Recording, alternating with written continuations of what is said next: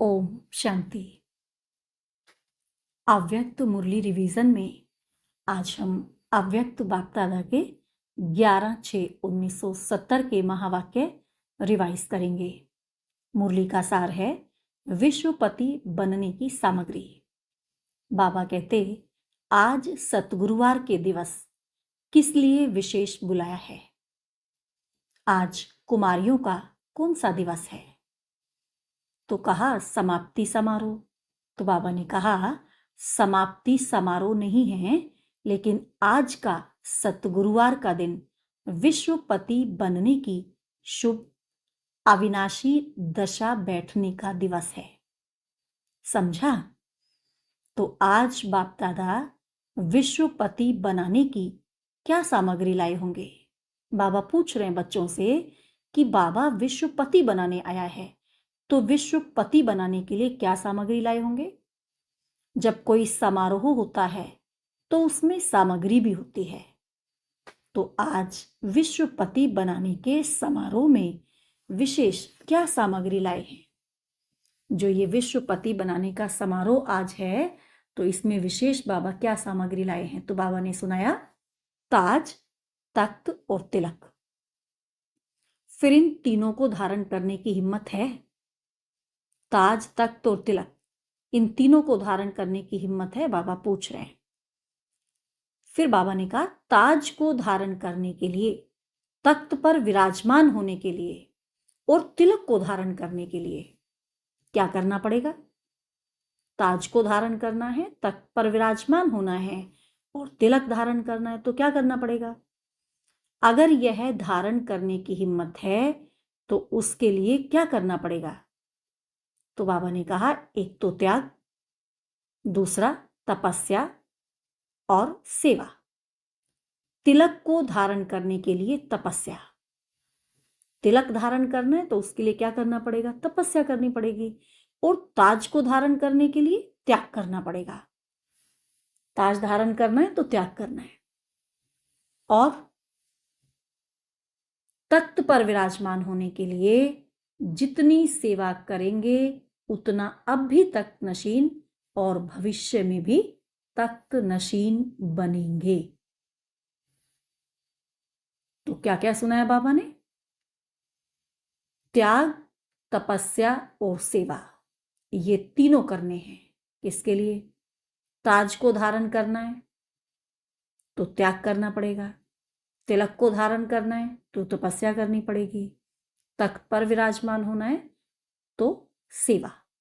और जितनी सेवा करेंगे उतना अब भी तख्त नशीन होंगे और भविष्य में भी तख्त नशीन होंगे। अब कौन से तख्त पर बैठेंगे सेवा करेंगे? तो अब दिल तख्त पर बैठेंगे और फिर भविष्य में तख्त नशीन बनेंगे। इन तीनों बातों से ही तीनों चीजें धारण कर सकेंगे। अगर एक भी धारणा कम है तो फिर विश्वपति नहीं बन सकेंगे। हमारा लक्ष्य क्या है? हमारा लक्ष्य तो विश्वपति बनने का है। सब किस लिए पढ़ रहे हैं? नर से नारायण, नारी से लक्ष्मी बनने के लिए, माना विश्वपति बनने के लिए। तो अगर इन तीनों धारणाओं में से एक भी धारणा कम है तो विश्वपति नहीं बन सकेंगे। समझा? तो बाबा कहते इन तीनों गुणों की अपने में संपूर्ण धारणा की है। तीनों में से एक भी छूटे नहीं। तीनों धारणाओं में से एक भी धारणा छूटे नहीं, तब शूरवीर का जो नाम दिया है वह कार्य कर सकेंगी। तीनों की प्रतिज्ञा की है, तीनों ही धारणाओं की प्रतिज्ञा की है। बाबा पूछ रहे हैं त्याग किसका करेंगे? सभी से बड़ा त्याग क्या है? अब सर्विस पर उपस्थित हो रही हो तो उसके लिए मुख्य धारणा यही रखना है कि मैंपन का त्याग। तो त्याग क्या करना है? मैंपन का त्याग करना है। सबसे बड़े से बड़ा त्याग है मैंपन का त्याग। मैंने किया, मैं यह जानती हूं, मैं यह कर सकती हूं, यह मैंपन का जो अभिमान है उसका त्याग करना है। हमारे अंदर कितना अभिमान होता है मैंपन का। तो ये मैंपन का जो अभिमान है बाबा कहते ये सबसे बड़े से बड़ा अभिमान है, इससे बड़ा कोई अभिमान नहीं। तो किस चीज का त्याग करना है? मैंपन का त्याग करना है।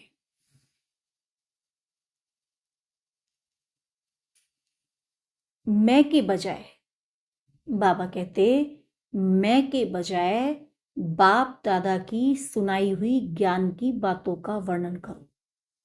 ये मैंने किया, मैं ये जानती हूँ, मैं ये कर सकती हूँ, ये जो मैं का बाबा कहते वर्णन है, इसको नहीं करो। ये मैं का जो अभिमान है उसका त्याग करो।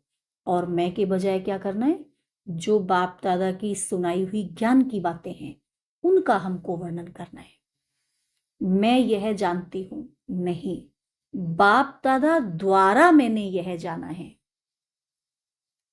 ज्ञान में चलने के बाद जो स्व अभिमान आ जाता है उसका भी त्याग।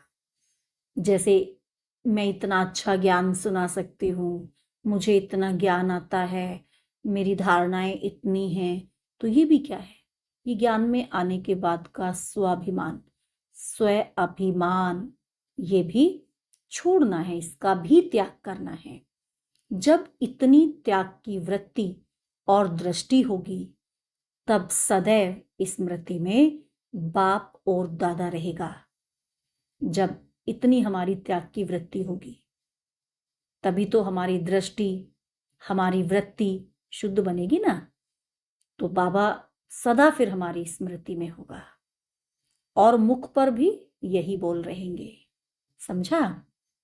तब विश्वपति बन सकेंगे, विश्व की सर्विस कर सकेंगे। अपनी धारणा को अविनाशी बनाने के लिए व सदा कायम रखने के लिए दो बातें याद रखनी है। कौन सी? हम चाहते हैं ना हमारी धारणाएं अविनाशी हों, सदा कायम रहे, तो दो बातें याद रखनी है। कौन सी? विशेष कन्याओं के लिए हैं।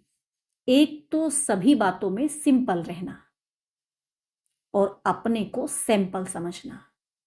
सिंपल और सैंपल, हर बात में बिल्कुल सिंपल रहना है और अपने को सैंपल समझना है। मैं सैंपल हूं, जो कर्म मैं करूंगी, जैसा मैं हूं, मुझे देखकर सब वैसा बनेंगे, वैसा फॉलो करेंगे। तो जैसे आप सैंपल बन दिखाएंगे वैसे ही अनेक आत्माएं भी यह सौदा करने के लिए पात्र बनेंगी। इसीलिए यह दो बातें सदैव याद रखो। अपने को ऐसा श्रेष्ठ सैंपल बनाया है।